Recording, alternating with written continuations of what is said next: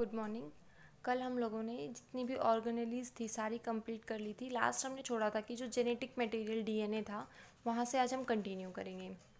तो देखो, nucleic acids बताए थे। न्यूक्लिक एसिड जो डीएनए और आरएनए होते हैं दोनों को मिला के हम क्या बोलते हैं, न्यूक्लिक एसिड बोलते हैं। इनकी क्या फुल फॉर्म होती है, deoxy ribonucleic acid and ribonucleic acid. दोनों ही जेनेटिक मटेरियल के तरीके से एक्ट करते हैं। क्यों? क्योंकि दोनों ट्रांसफ़र करवा देते हैं जो भी हेरिडिटी मटेरियल होता है, जो भी कैरेक्टरिस्टिक्स होते हैं पेरेंट्स से ऑफस्प्रिंग के अंदर ट्रांसफ़र कौन करवाता है, डीएनए एंड आरएनए। अब हमें पता है जो हमारी प्रोटीन होती है वो उसकी स्मॉलेस्ट सब यूनिट क्या होती है, अमाइनो एसिड्स होती है। अगर हम कार्बोहाइड्रेट की बात करेंगे तो उसमें मेन क्या होता है, ग्लूकोज जो होती है वो सबसे स्मॉलेस्ट यूनिट होती है। इसी तरीके से जो डीएनए और आरएनए होती है इनकी भी एक स्मॉलेस्ट यूनिट होती है जिसको हम बोलते हैं न्यूक्लियोटाइड। इसको हम बोलते हैं न्यूक्लियोटाइड। ये न्यूक्लियोटाइड के अंदर 3 पार्ट्स होते हैं। इस न्यूक्लियोटाइड में 3 पार्ट्स होते हैं। फर्स्ट होगा इसके पास में फॉस्फेट होता है जो इसको एसिडिक नेचर प्रोवाइड करता है डीएनए एंड आरएनए को। इस वजह से इनको एसिड बोलते हैं, न्यूक्लिक एसिड। किस वजह से होता है, फॉस्फेट जो होता है वो नेगेटिवली चार्ज होता है, फॉस्फेट ग्रुप PO4 नेगेटिव, और ये इसको नेगेटिव चार्ज के साथ साथ में एसिडिटी भी प्रोवाइड करवाने काम करता है।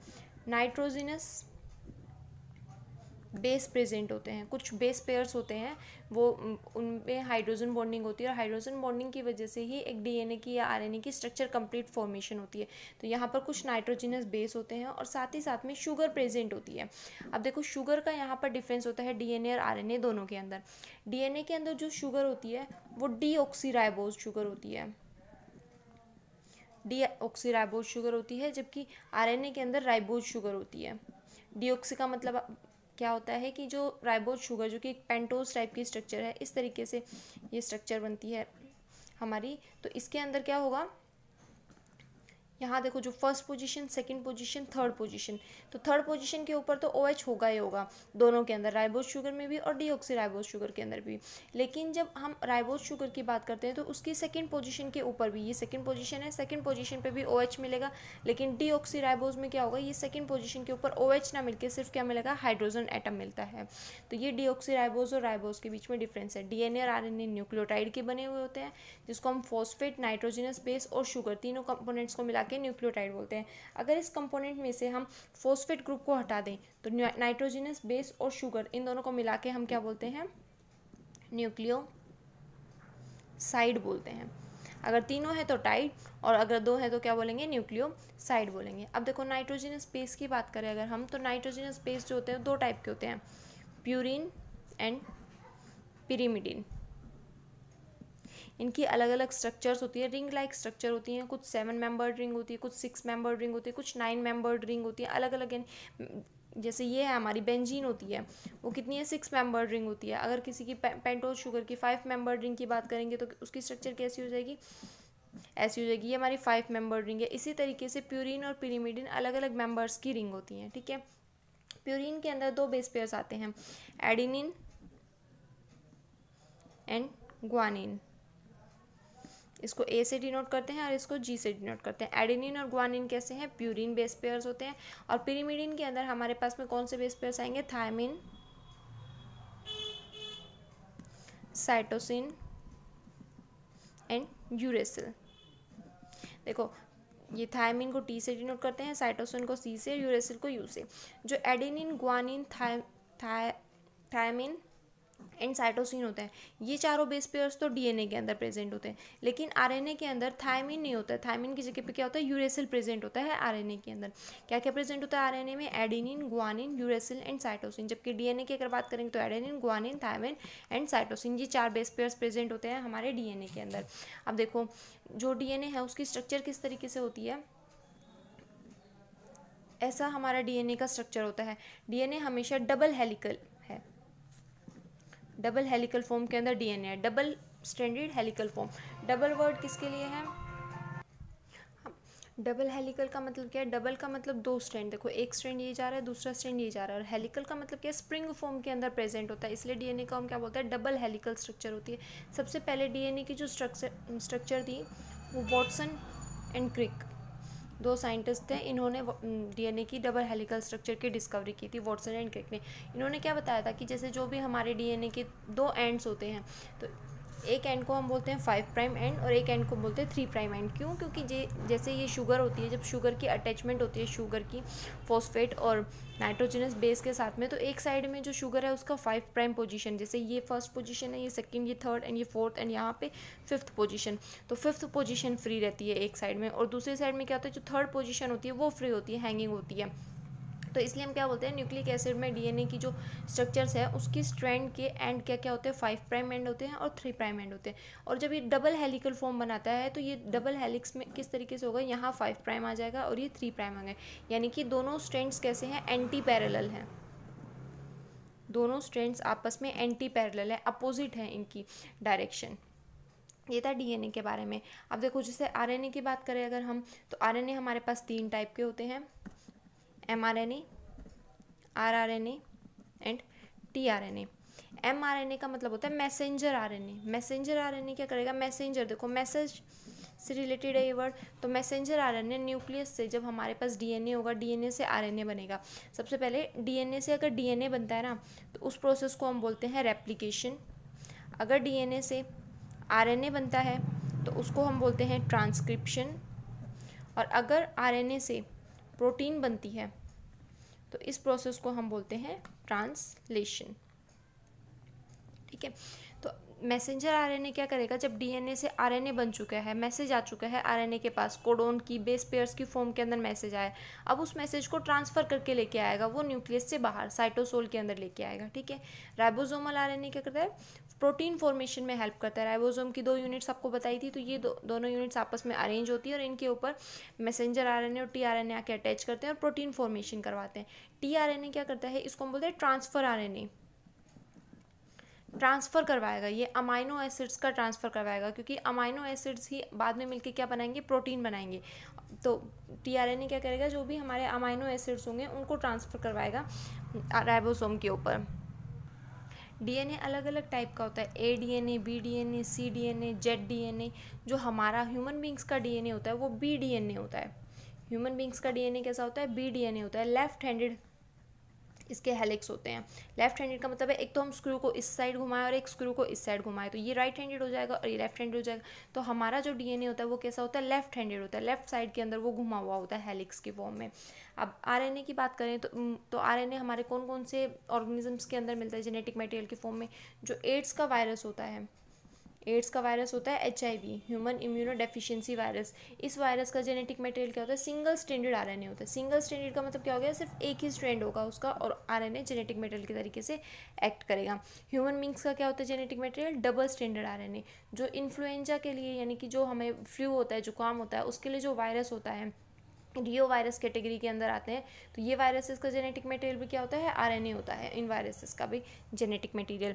अब जब एड्स होता है ना, तो एड्स का जो सिंगल स्ट्रैंडेड आरएनए है वो डीएनए बनाता है। अगर आरएनए से दोबारा डीएनए बन रहा है तो इसको हम बोलते हैं रिवर्स ट्रांसक्रिप्शन। Reverse transcription. अगर डीएनए से आरएनए बनता है तो उसको बोलते हैं ट्रांसक्रिप्शन, और अगर आरएनए से दोबारा डीएनए बनता है तो उसको हम बोलते हैं रिवर्स ट्रांसक्रिप्शन। अब देखो ये जो डीएनए के स्ट्रैंड्स थे इनको कट किया जा सकता है। अगर साइड से, बाहर की साइड से इनको कट कर रहे हैं, कुछ एंजाइम्स कट करेंगे, तो उन एंजाइम्स को हम बोलेंगे एक्सोन्यूक्लिएज। एक्सोन्यूक्लिएज। एज वर्ड कहीं पे भी मिल जाए तो एज का मतलब होता है हमेशा ये किसी न किसी एंजाइम को ही डिनोट कर रहा है। ठीक है, एक्सो का मतलब होता है एग्जिट साइड से, और न्यूक्लियस जो न्यूक्लिक एसिड पे एक्ट करेगा। तो ऐसे एंजाइम्स जो न्यूक्लिक एसिड के बाहर वाली साइड से, यानी कि एंड पोर्शन से कट करवाते हैं, उन एंजाइम्स को हम बोलते हैं एक्सोन्यूक्लियस। और जो एंजाइम्स इनको अंदर से कट करवाएंगे, ठीक है, कोई पर्टिकुलर पोजीशन फिक्स नहीं है उन एंजाइम्स के लिए, तो उनको हम बोलेंगे एंडोन्यूक्लियस। लेकिन वो कट कहाँ से करवाएंगे, अंदर की साइड से। लेकिन अगर उस एंजाइम की कोई पर्टिकुलर पोजीशन फिक्स है, जैसे कि एक एंजाइम होता है इकोलाई के लिए होता है EcoR1। EcoR1 जो है ये कहाँ से लिया जाता है, इकोलाई से एक्सट्रैक्ट किया जाता है। तो ये एंजाइम क्या करता है, जो भी हमारा डीएनए होगा उसकी एक पर्टिकुलर साइट होती है GAATTC, यहाँ से कट करेगा। इसके अलावा ये किसी भी साइट के ऊपर कट नहीं करेगा, सिर्फ इसी पर्टिकुलर पोजीशन के ऊपर करेगा। रेस्ट्रिक्ट कर दिया गया है इसकी कटिंग साइड को। तो इस टाइप के जो एंजाइम्स होते हैं इसको हम बोलते हैं restriction endonuclease. Restriction endonuclease. Cut करेगा डीएनए को मिडल से ही, मतलब कि किसी कहीं भी इनसाइड जो पोजीशन होगी वहाँ से, लेकिन वो पर्टिकुलर पोजीशन फिक्स है, रेस्ट्रिक्ट कर दी गई है, तो उसको हम बोलेंगे रेस्ट्रिक्शन एंडोन्यूक्लियस। अब देखो डीएनए जो है उसका साइज़ बहुत बड़ा होता है, जबकि न्यूक्लियस का साइज़ बहुत छोटा होता है।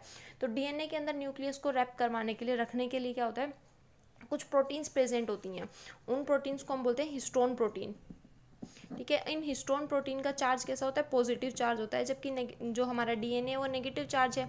डीएनए कैसे है नेगेटिव चार्ज, फॉस्फेट ग्रुप की वजह से, जबकि हिस्टोन पॉजिटिवली चार्ज है। तो इन पॉजिटिव चार्ज प्रोटीन्स के ऊपर डीएनए इस तरीके से रैप करता हुआ चला जाता है, इनके ऊपर लिपट जाता है।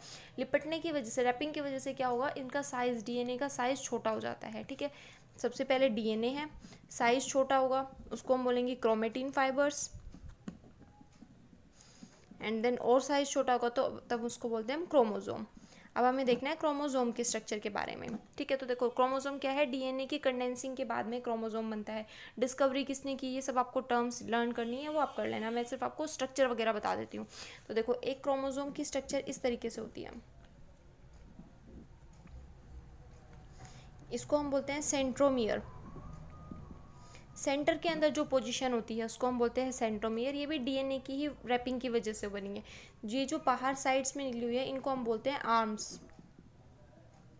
ठीक है, ये एक क्रोमोजोम की स्ट्रक्चर होती है, कंप्लीट स्ट्रक्चर। इस क्रोमोजोम के ऊपर जो हमारे हेरिडिटी मटेरियल की तरह से इंफॉर्मेशन जो पास आउट की जाएगी वो प्रेजेंट होती है, और वो इंफॉर्मेशन जीन्स की फॉर्म में प्रेजेंट होती है,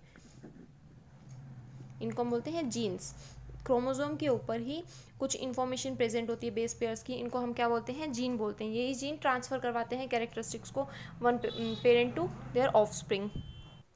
अगर हम ह्यूमंस की बात करें तो ह्यूमंस के अंदर कितने क्रोमोजोम प्रेजेंट होते हैं, 23 पेयर ऑफ क्रोमोजोम प्रेजेंट होते हैं ह्यूमंस के अंदर, जिसमें से जो 22 पेयर्स क्रोमोजोम होते हैं उनको हम बोलते हैं ऑटोजोम। इनको हम क्या बोलते हैं, ऑटोजोम बोलते हैं, क्योंकि इनका सेक्स डिटरमाइनिंग के अंदर कोई भी रोल नहीं होता है। जबकि एक पेयर जो प्रेजेंट रह गया उसको हम बोलते हैं सेक्स क्रोमोजोम, क्योंकि ये मेल और फीमेल सेक्स डिटरमाइनिंग में रोल प्ले करता है। सेक्स क्रोमोजोम बोलते हैं इसको, या फिर इसी का दूसरा नाम होता है एलोजोम।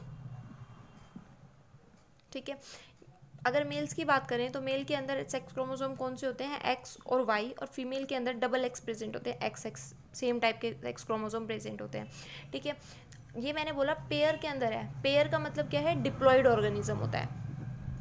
ह्यूमन बींग्स कैसे होते हैं, डिप्लॉयड होते हैं, इसको हम 2n से डिनोट करते हैं। जब हम गैमेट्स फॉर्मेशन करवाते हैं, गैमेट फॉर्मेशन में क्या होगा, सिर्फ ये जैसे एक एक है ना, यहाँ एक्स चला गया, यहाँ वाई चला गया, जो भी ऑफ स्प्रिंग्स होंगे उनके अंदर सिंगल ऑफ गैमेट जाता है।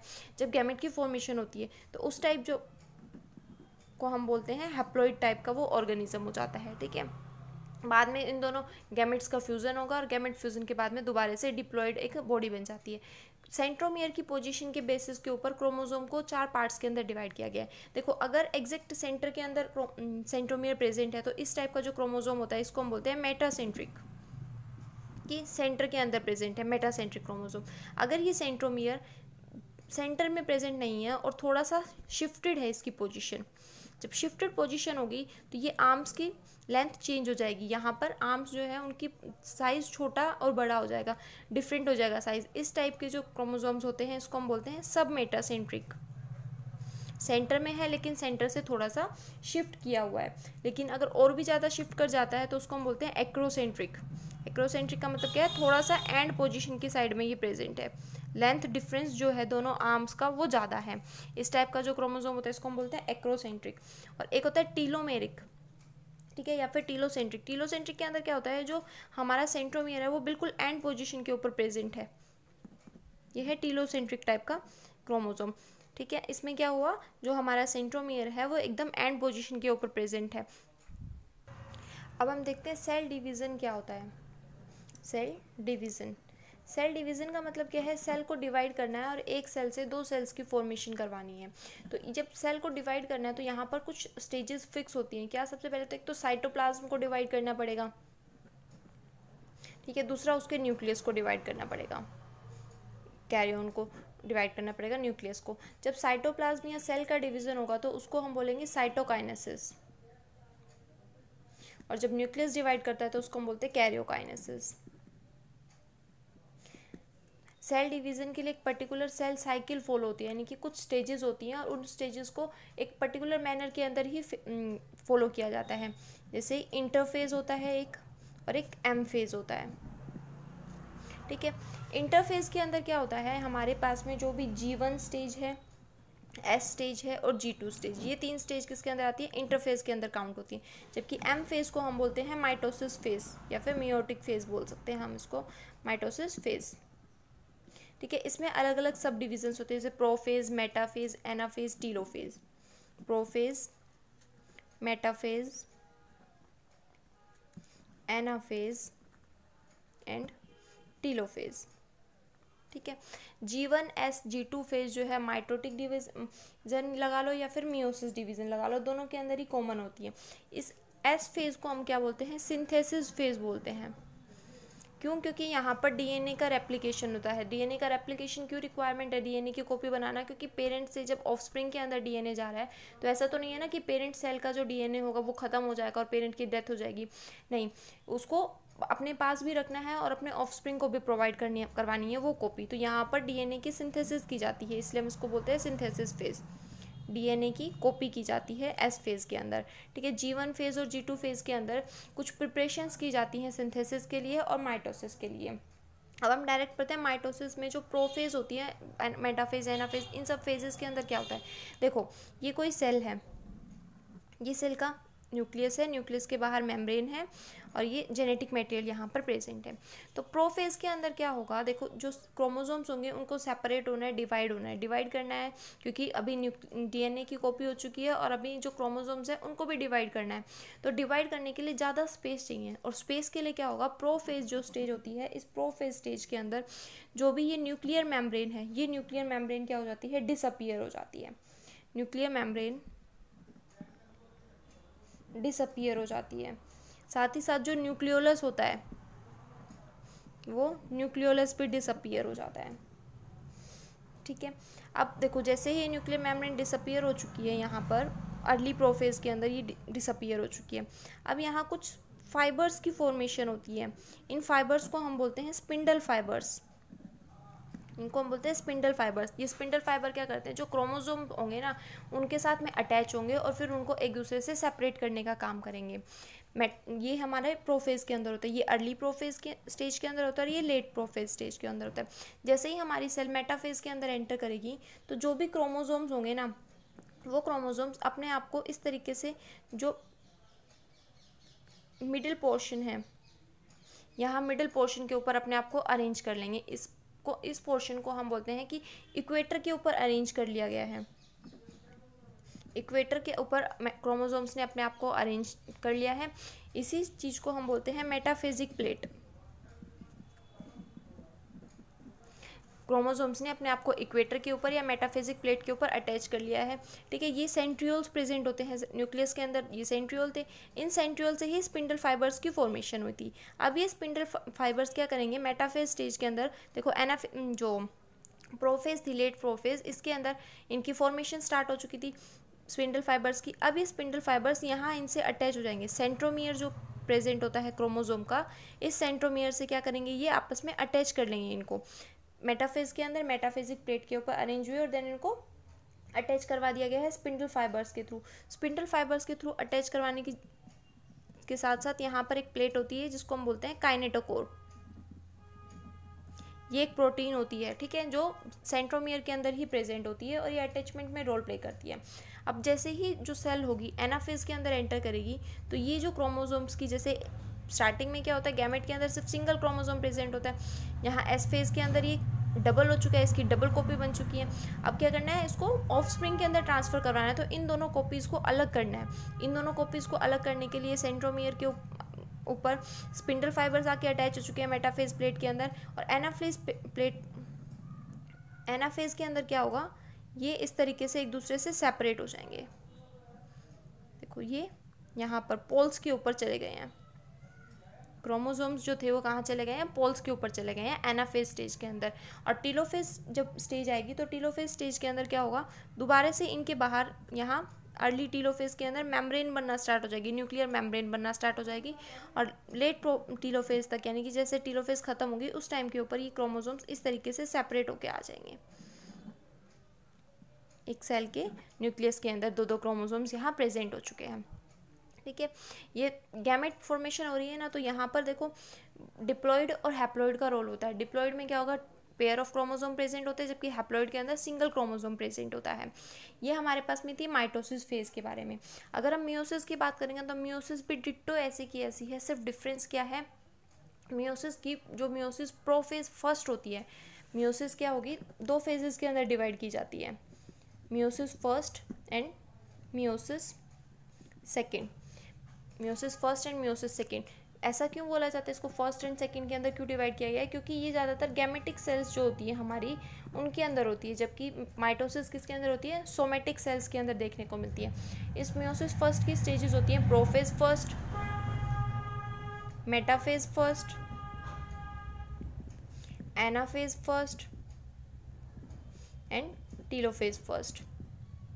यहाँ पर क्या हो जाएगा, प्रोफेज सेकंड हो जाएगा, मेटाफेज सेकंड हो जाएगा, एनाफेज सेकंड हो जाएगा एंड टीलोफेज सेकंड हो जाएगा।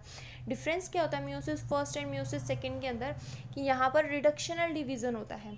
क्या होगा, रिडक्शनल डिवीजन होगा। जो क्रोमोसोम्स का नंबर होता है वो हाफ हो जाता है, कौन से डिवीजन के अंदर, मियोसिस डिवीजन के अंदर। और मियोसिस की भी पर्टिकुलरली मियोसिस फर्स्ट जो स्टेज होती है, इस स्टेज के अंदर रिडक्शनल डिवीजन होता है। तो हम मियोसिस को क्या बोल सकते हैं, reductional division, particularly meiosis first को। ऐसे ही माइटोसिस को हम क्या बोल सकते हैं, इक्वेशनल डिवीजन। क्यों, क्योंकि वहाँ पर नंबर क्रोमोसोम्स का नंबर हाफ नहीं होता है, उसको हम बोलते हैं इक्वेशनल डिवीजन। ठीक है। प्रोफेज फर्स्ट की कुछ सब स्टेजेस होती हैं, इसको आप ऐसे याद कर सकते हो, लंकेश जरा पानी दो, leptotene, leptotene, zygotene, pachytene, diplotene and then diakinesis. ये प्रोफेज फर्स्ट की ही कुछ सब स्टेजेस होती हैं। इनमें क्या होगा, लैप्टोटिन के अंदर जो हमारे क्रोमोसोम्स होंगे, जैसे न्यूक्लियर मेम्ब्रेन डिसअपीयर हो जाएगी प्रोफेज फर्स्ट के अंदर, तो अब लैप्टोटिन स्टेज के अंदर जो भी क्रोमोसोम्स हैं, देखो ये एक क्रोमोसोम ये है, सेकंड क्रोमोसोम ये है, ठीक है, ये आपस में अटैच होना स्टार्ट करेंगे। यानी कि जब ये न्यूक्लियर मेम्ब्रेन एकदम डिसअपीयर हो चुकी है, ये न्यूक्लियर मेम्ब्रेन डिसअपीयर होना स्टार्ट हो गई है प्रोफेज के अंदर ही, अब ये क्रोमोसोम्स हल्का हल्का एक दूसरे से अटैचमेंट शो करेंगे। देखो एक क्रोमोसोम ये था, इसने यहाँ हल्का सा अटैचमेंट शो करना स्टार्ट कर दिया। तो इस टाइप का जो कॉम्प्लेक्स होता है इसको हम बोलते हैं सिनेप्टोनिमल कॉम्प्लेक्स, सिनेप्टोनिमल कॉम्प्लेक्स, या फिर इसी का दूसरा नाम होता है बकेट स्टेज बनाना स्टार्ट कर देते हैं। जैगोटिन स्टेज के अंदर क्या होता है, बाइवेलेंट फॉर्मेशन हो जाती है, ये इस तरीके से और भी पास आ जाते हैं, अटैच हो जाते हैं पूरे के पूरे, तो इसको हम बोलते हैं बाइवेलेंट फॉर्मेशन हो चुकी है। पैकाइटिन स्टेज के अंदर क्रॉसिंग ओवर होती है। क्रॉसिंग ओवर का मतलब क्या है, जो डीएनए के ऊपर जीन्स प्रेजेंट है उन सेगमेंट्स का एक्सचेंज होना होता है, तो इसलिए क्रॉसिंग ओवर होगी। यहाँ कैसे स्टेज प्रेजेंट होती है, जैसे ये है दूसरा क्रोमोसोम, यहाँ इस तरीके से ऐसे एक दूसरे को क्रॉसिंग ओवर करना स्टार्ट कर देते हैं। ठीक है, एक क्रोमोसोम ये था, एक क्रोमोसोम ये था, इन दोनों की आर्म्स ने अपने आप में क्या किया, आपस में एक दूसरे को क्रॉस कर दिया है, तो इसको हम बोलते हैं क्रॉसिंग ओवर। कौन सी स्टेज के अंदर होती है, पैकेटिन स्टेज के अंदर होती है। और जब हम डिप्लोटिन स्टेज के अंदर जाते हैं तो हमें इसका एविडेंस मिलता है। एविडेंस कैसे मिलता है, जैसे मान लेते हैं पहले वाले के ऊपर कैपिटल ए था और इधर वाले के ऊपर स्मॉल ए था, जब ये सेपरेट होंगे तो सेपरेट होने के बाद क्या होगा, यहाँ स्मॉल ए आ जाएगा, क्रॉसिंग हो चुकी है, और यहाँ क्या आ जाएगा, कैपिटल ए आ जाएगा। तो अभी ये आपस में अटैच है डिप्लोटिन स्टेज के अंदर, तो इसको हम बोलते हैं चैज़मेटा फॉर्मेशन हो चुकी है, इसको हम बोलते हैं चैज़मेटा फॉर्मेशन। एंटीलोफेज के अंदर दोबारा से ये सेपरेट होना स्टार्ट हो जाते हैं, एक दूसरे से अलग अलग इनकी न्यूक्लियर मेम्ब्रेन आना स्टार्ट हो जाती है। ये टीलोफेज फर्स्ट के अंदर हो गया। ऐसे ही अगर ये तो चैज़मेटा फॉर्मेशन हुई है, हाँ चैज़मेटा फॉर्मेशन हो गई। मेटाफेज के अंदर क्या होंगे, दोबारा से ये अपने आप को जैसे यहाँ पर मेटाफेजिक प्लेट के ऊपर अरेंज किया, ये भी अपने आप को अरेंज कर लेंगे। एनाफेज के अंदर ये एक दूसरे से सेपरेट हो जाएंगे। यहाँ क्या होती है, दो क्रोमेटिड सेपरेट होती हैं, देखो सिंगल सिंगल सेपरेट होगी, लेकिन यहाँ क्या होगा, ये एक सेल के अंदर पूरा क्रोमोसोम प्रेजेंट है, डबल डबल। तो जब एनाफेज के अंदर जाएगा ये स्टेज, तो ये इस तरीके से होती है। एनाफेज फर्स्ट के अंदर कंप्लीट क्रोमोसोम सेपरेट होता है, एनाफेज के अंदर क्या होगा, कंप्लीट क्रोमोसोम सेपरेट होता है। जबकि फिर टीलोफेज स्टेज के अंदर ये इस तरीके से न्यूक्लियर मेम्ब्रेन आ जाएगी और दो सेल्स के अंदर डिवाइड हो जाएगा। मियोसिस सेकंड की बात करेंगे तो मियोसिस सेकंड में जब मेटाफेज होगी तब ये दोबारा से अरेंज करेंगे अपने को सेम एज टू माइटोसिस के जैसे ही, ठीक है। और अब यहाँ पर ये सिंगल सिंगल सेपरेट होंगे। देखो एक सेल के अंदर क्या हो गई, ये आ चुके हैं ठीक है। टीलोफेज फर्स्ट के अंदर ये कंप्लीट सेल आ चुकी है हमारे पास में ये। जब मेटाफेज सेकंड के अंदर सेल जाएगी तो ये अपने आप को फिर से अरेंज करेंगे, यहाँ पर इक्वेटर पे अरेंज कर लिया है इन्होंने। अब एनाफेज के अंदर जाएंगे तो स्पिंडल फाइबर्स इनसे अटैच होंगे ना, यहाँ इस पर सेंट्रोमियर से अटैच होंगे यहाँ वाले से, तो ये सिंगल सिंगल सेपरेट हो जाएंगी। ये इस तरीके से यहाँ पोल्स पे चली गई, यहाँ पोल्स पे चली गई है। तो ये डिफरेंस होता है हमारे पास में meiosis first and meiosis second के अंदर। ठीक है, ये हमारा थी सेल डिवीज़न के बारे में। एक टाइप का और होता है सेल डिवीज़न जिसको हम ए माइटोसिस बोलते हैं। ए माइटोसिस, ए का मतलब हो गया एब्सेंट हो गया, यानी कि माइटोसिस या मियोसिस टाइप की जो डिवीजन्स होंगे वो एब्सेंट होंगे। वो किस तरीके से होगा कि न्यूक्लियर मेम्ब्रेन डिसअपीयर होती हुई नहीं दिखाई देगी, स्पिंडल फाइबर्स फॉर्मेशन होती हुई नहीं दिखाई देगी। इस तरीके की जो स्टेजेस हमने माइटोसिस और मियोसिस में पढ़ी हैं वो ए माइटोसिस के अंदर क्लियरली डिफाइन नहीं होती है।